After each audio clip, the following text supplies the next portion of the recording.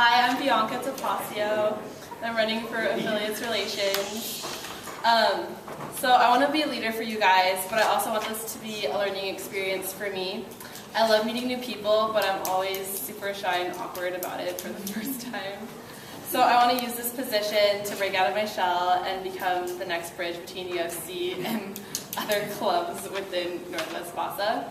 Speaking of Northwest Bassa, I know a lot of you went to conference, and we all met a lot of new people there from different schools, and it was a good networking experience, but I know with like busy academic lives, it's hard to maintain those relationships outside of Facebook. And so if I get elected, I hope that I can like coordinate events so you can maintain those relationships and we can extend our UFC fam. So, I'm Nowell.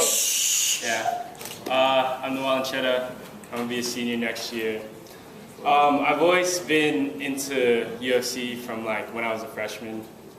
Like every event, or not every event, but most of the events, like I was always there, but I never was able to like give back to the club, you know, because of like my schedule and academic life. But now, like my senior year, things have opened up, and I really think that this is like a good opportunity for me to give back to like what has really like gave me like a family here at Seattle U.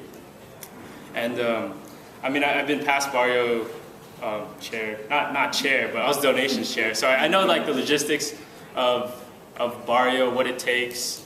I think I have the personality that can mesh with other personalities. So I kind of just feed off of other people.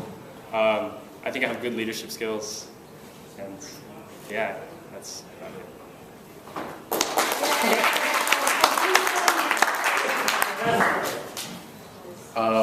All right, my name is Matt. I actually never considered running for Barrio chair this year, mostly because Barrio is such a big event, and being a chair is like a really time-consuming responsibility and can be really like overwhelming. Like I've seen Jen and Elise really stressed out, and Sarah and Elisa stressed out.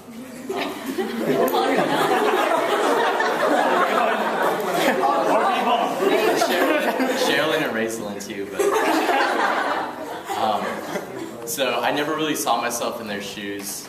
But as I thought more about it and how I want to contribute to UFC next year as a senior, I thought about how I kind of grew up with Barrio, as far as like developing my leadership skills and the relationships that I've built with everybody in the club.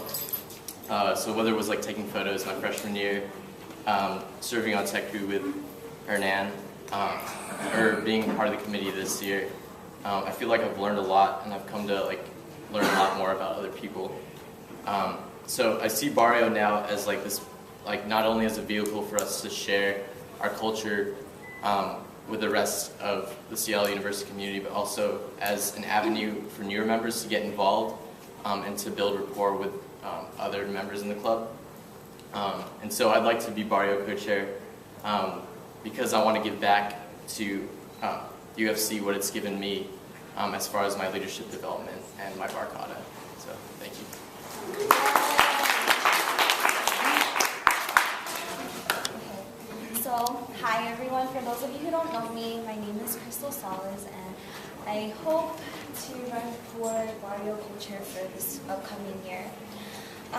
Being really involved in UFC since my freshman year has been something that has enriched my college experience, and I can honestly say, like, out of all of the extracurricular activities that I've been involved in, UFC has a really special place in my heart.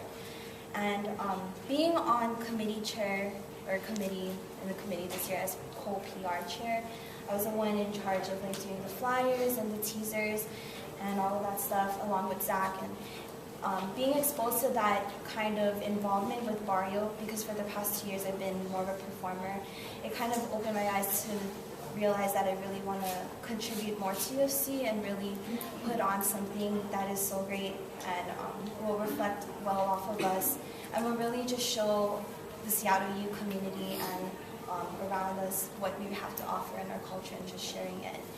And so with that said, with my leadership abilities and like my experience as a former officer, as well as like just being involved in the past Barrio committee, I really hope that for this opportunity to be Barrio co-chair, and I really want to dedicate, if granted this opportunity, my time next year, because I know it's a lot of commitment and a lot of hard work, but I want to be able to contribute and enrich your college experience, as well as like help you get in touch with the inner Filipino and just being closer to each other, because this community like UFC has really been a major impact to my life and my college experience. So I want to like contribute and help and enrich that part of you all and share our Barcada love to the Seattle U community and put on a good Barrio.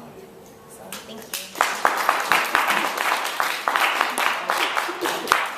Okay, so I'm going to warn you now, it's going to be a little over 2 minutes. I've practiced this like a lot of times, and I can't get it down to 2 minutes. So here we go. First, I want to start off by briefly stating a few words from the club's constitution before I explain why I'm running for this position.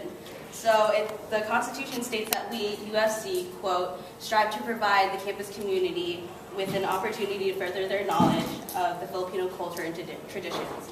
Through what we do, we create a sense of family as well as promote community involvement and awareness of our heritage to bring meaning to our identity as members who wish to share our culture. UFC helps to make leaders who will continue to educate themselves beyond their academic experience for the greater community, end quote.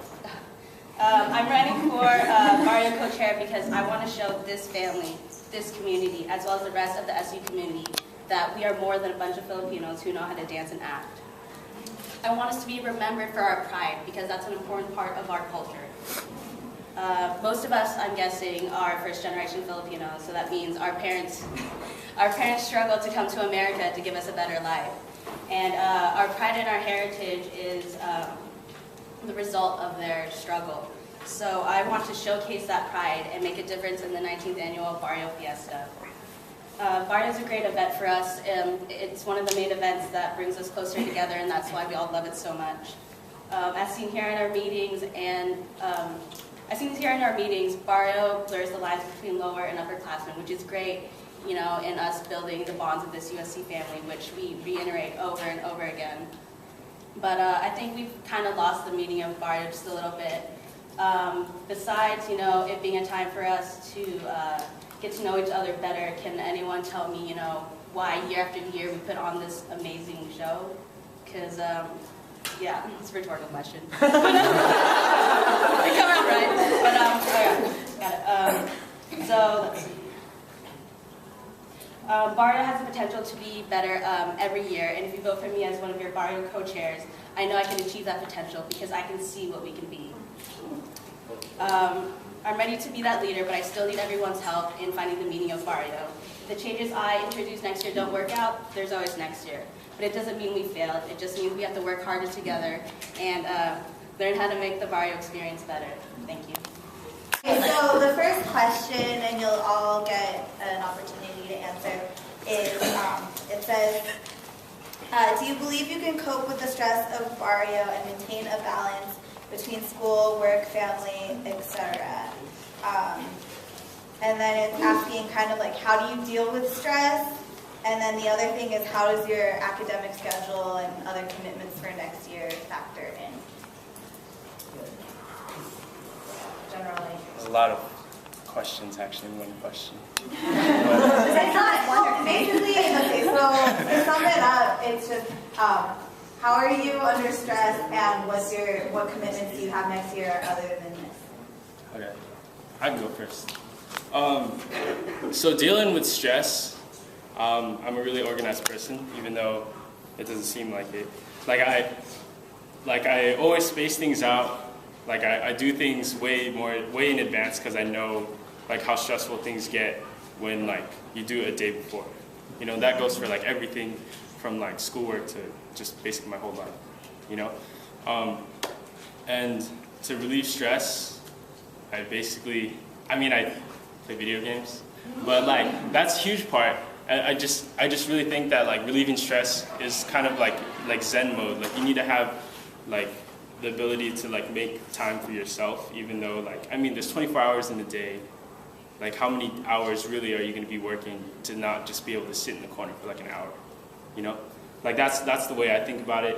I mean, I always get things done regardless of the amount of stress it is. Like stress is really just like how you interpret what you have. Like load, like whatever workload you have, like you can do it. Like you're the person who like accepted that workload, you know? If you really think about it, like nothing's like really impossible to do. Like maybe it's stressful at the time, but like in the long run, like, I mean, everything works out. That's all I'm saying. Well, and then commitments for next year. Oh, commitments for next year. Well, one of the big reasons why I'm running UFC this year, because I was on the golf team past couple years. Now I'm not on the golf team. So now I have like this open schedule, like pretty crazy open schedule. Classes, my winter quarter is really open. I think I'm like taking like 15 credits, and they're all morning classes because that's just how the engineering thing works. Yeah. Sorry. Questions, we're gonna limit answers to like 45 seconds. That was like 5 questions.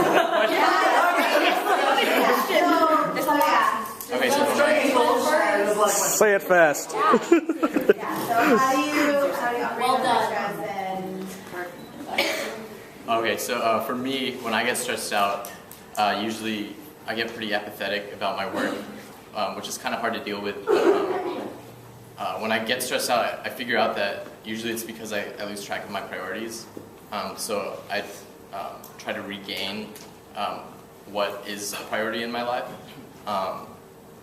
And so to deal with that stress, I usually just make a to-do list and just number off which one's most important ahead of what's not. As far as commitments for next year, hopefully I'll be applying to grad school, but that'll be a little bit later in spring quarter, so winter quarter I should have it. Okay, so for me, this year has been like a really big learning experience in terms of time management, just because I've been involved with a lot of things. So being able to cope with my schedule and whatnot, I've learned how to balance a lot. But stress-wise, I always try to maintain organization. You should see my planner. For anyone who has ever seen my planner, it's very color coordinated, and I'm just a very organized individual. So I know that whatever responsibilities I take on, I make sure that I set priorities to them and always do stuff in a timely manner. So for sure, in terms of stress, like I try to maintain my time management in order to keep up with that. And when I do get stressed out, I always try to find time for personal, self-care. Usually I pray or just spend time by myself, or like just kind of, I'm an introvert, like naturally an introvert, so I need like time to regain energy by myself in order to like exude the energy I need to like do everything else. So that's how I cope with stress and whatnot. And as for next year, nothing, I don't plan on running for any other clubs or whatnot. And I mean, I'll have work in school, but if given this opportunity, then I'll make sure that I will devote a lot of my time and stress and energy to that. So stress is pretty much my middle name because my schedule is always like loaded, but for me when I handle stress I have to prioritize. Like my health and school are always first, and then everything else just naturally follows because I'm here for school, And I know Barrio is very time consuming, but it's important to me because it means a lot. I want it to be the best it could be. So yeah, in terms of handling stress, like I got that down. It's like second nature for me. And for next year commitments, I'm trying to get back to rugby because after I injured myself, I couldn't do anything, not even like go to the gym. So trying to do rugby. So I'm general science major, so it's a bunch of science classes, and that's just like 5 classes in itself. But they're always in the mornings after labs. Other than that, hopefully nothing happens back home. Knock on wood. But yeah, that's it.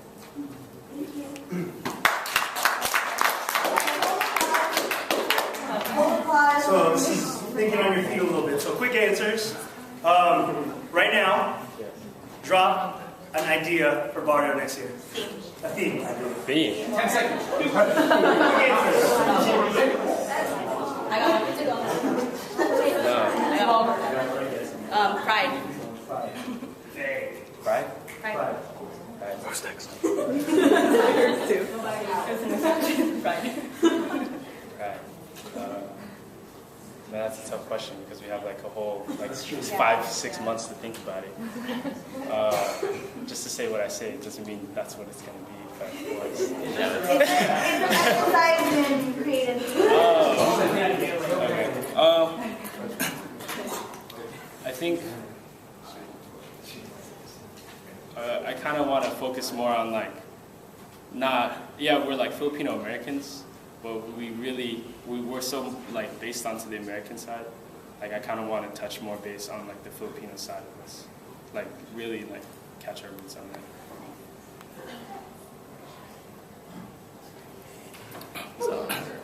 I don't. It's on both of you actually, honestly. I guess for me, kind of just like family and incorporating that enriched culture and our Mercado and whatnot. Like how our, I guess, customs and whatnot influenced our way of life today as a college student. I don't know, like the first thing that popped into my mind was like reflections. So like what you are Filipino American outside, but also inside, and how you exude that. Just the way, like your actions and the way you appear as well. So. Thank you. And finally, we have a special question from the Barrio chair. Okay, so as a Barrio chair, you work with so many different people, and you depend on so many different people, different personalities. You know, everybody has a different work ethic. I guess my question for you, as Barrio chair, you will be running into difficulties. As a Barrio chair, how would you deal with it? Like, how would you deal with working with someone who you don't necessarily get along with? I guess kind of like give me like process, I guess. Yeah. I'll go first. No, I'll go first. Well, I looked over and I was like, okay, I'll go first now. No, okay, but serious note. Forgot the question, but dealing with people who you don't.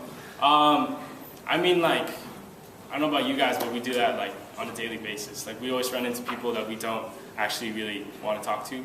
But the main thing that I would do is really like I'm kind of a person. I mean, like I'm a really laid back person, and like I really mesh well with other personalities. Like I can understand like the way of thinking that other people have, and like what I can say to them to like won't be offended or anything. And like really like the most important thing of like maybe talking to someone that you don't really want to talk to is like make it like so that you can talk to them, you know. And that's it. Like just break those barriers. That's it.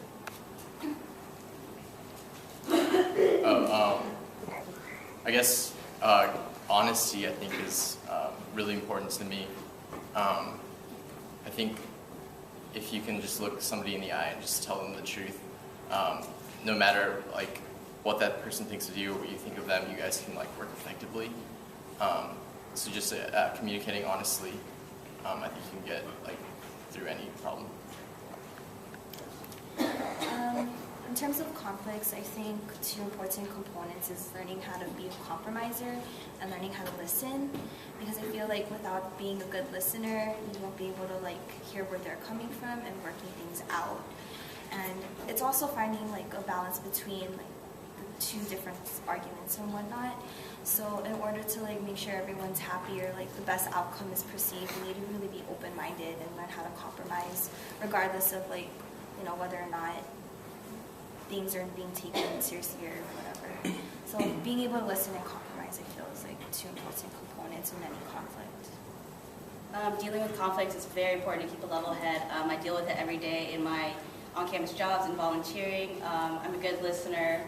I'm honest. Finding common ground is important because you can't make everyone happy. Like you gotta find like the midway between, you know, getting what you want and getting what other people want. So yeah, it's all about listening and compromising, keeping calm.